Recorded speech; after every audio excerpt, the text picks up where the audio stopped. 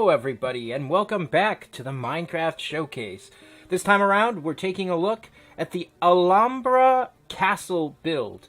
This is, of course, the first build that I've done in a while, and the difference with this is that I've started making this build in the Smicracraft server, and it's not creative, so it's taken a while to do because you have to gather the resources, and I'd like to thank everybody from the Smicracraft server who, helped me build this and make it possible.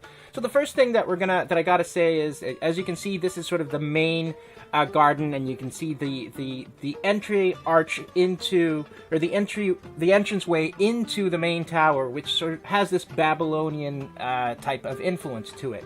Now, the Alhambra Castle is a very famous castle in southern Spain, and it's of Moorish origins. It was built on a Roman fort, and it was later occupied by the Moorish rulers, and it was built up that way. And this is pretty much our take on it. Now, this isn't our take on the historic version of the castle. This is actually my take on on how it's represented in Civ 6, if that makes any sense, where it sort of uses like sandstone and like reddish stone. And we can take a look at sort of like all the inside chambers of the castle. Here we have sort of like furnaces, and we have places to work with armors, and stairs that go up into the main tower. Now, the main tower, of course, here we can see from the balcony, we can see down into the central court, and also into the garden. Now, the central tower is pretty straightforward. I wanted to keep the hole in the middle so it would be sort of impressive looking down and also looking up. And so that works. And so we repeat sort of like these motifs of redstone arches, and all of that. Now we're going to go ahead and we're going to move into the most intricate part of this build, which is the throne room.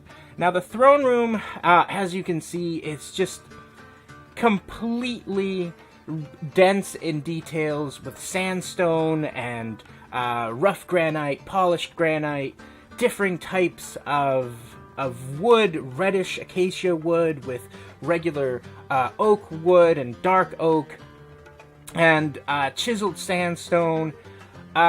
Really great. And one of the members from the Smicracraft server actually helped me out, so a shout out to Scarin, who so graciously helped me fill this room up according to certain patterns, because it really did take quite a bit. But it was a lot of fun to build.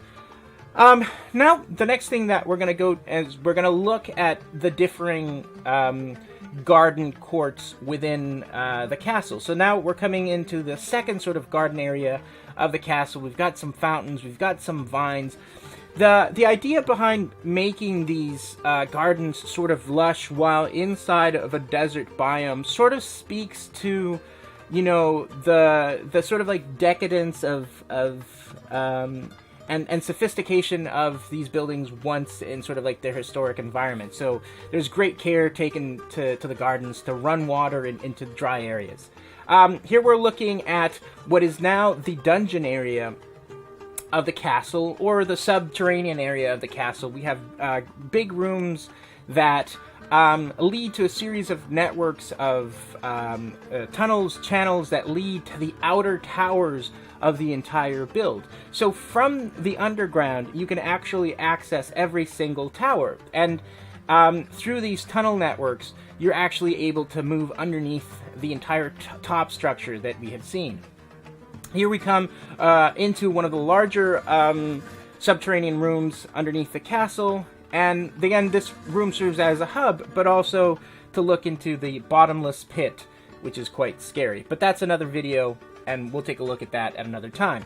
If we look through here, we've got, of course, no castle would be complete without underground dungeons and cells, and also these sort of like very narrow connecting tunnels that lead us either from the west or south areas of the castle, and of course exiting from these towers into some of the other sort of like garden courtyards there as well.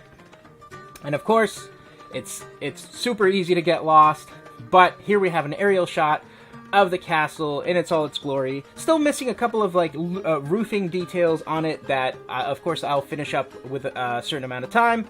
But here you go. And this has definitely been an interesting build of the Alhambra styled castle.